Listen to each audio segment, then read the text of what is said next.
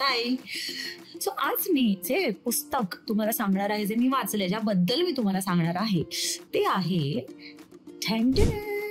Mahamaya नीळावंती bye Sumit. पहिले तर सांगते की नीळावंती हा ग्रंथ याबद्दल खूप खूप खूप मिसकन्सेप्शन्स आहे.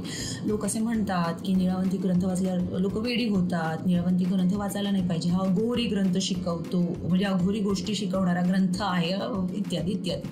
नंतर झालं असं, माझ्यासाठी हे पुस्तक असं जवळचं काय, कारण काय झालं, माझा हात जेव्हा म्हणजे प्लॅस्टरमध्ये होता आत्ता 2 महिने 1.5 महिने, आणि तो काळ खूप माझ्यासाठी डिफिकल्ट होता, कारण मला काहीच कळत नव्हतं की हे का झालं, इंजुरी परत का झाली, असं का झालं, तसं का झालं.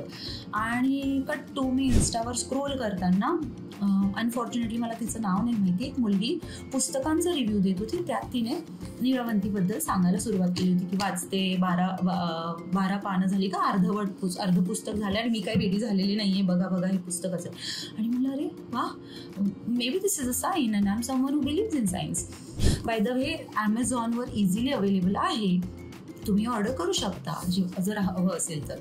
सो मी ॲमेझॉनवर ऑर्डर केलं आणि लगेच आलं दुसऱ्या दिवशी, आणि मी एप्रिलमध्ये वाचायला सुरुवात केली, एप्रिल मिडमध्ये वाचायला सुरुवात केली. आणि इतकं ग्रिपिंग होतं की नेगेटिव्ह स्पेसमध्ये होते, तो कम्प्लिटली व्हॅनिश झाला. मी इतकी गुंतले ह्या. सो द मिसअंडरस्टँडिंग, हा ग्रंथ नव्हे, यात काही तांत्रिक अघोरी गोष्टी नाहीये, पण हो, आधार त्या ग्रंथाचाच आहे. नीळावंती जी पशुपक्ष्यांशी बोलायची, जी निसर्गाशी संवाद साधायची, जी ह्या पृथ्वीशी एकरूप होती, जे आपण ठार विसरलेलो आहोत आत्ताच्या जगात. आपण ना निसर्गाच्या सानिध्यात राहतो, आपण एवढ्या कॉन्क्रीट जंगलात राहतो, ना पशुपक्ष्यांशी आपल्याला संवाद साधता येतात. माझ्या मते आपण खूप विकृतीकडे चाललोय. तर तोच आहे ग्रंथाचा, आणि स्टोरी कम्प्लिटली बॉन्कर्स आहे. म्हणजे ही स्टोरी मी एक्सप्लेनही करणार नाही, मला करताही येणार नाही, पण इतकं सुंदर फिक्शन आणि द फॅक्ट गुंफलंय रायटरने. सो खूप छान फिक्शन, विजनरी फिक्शन.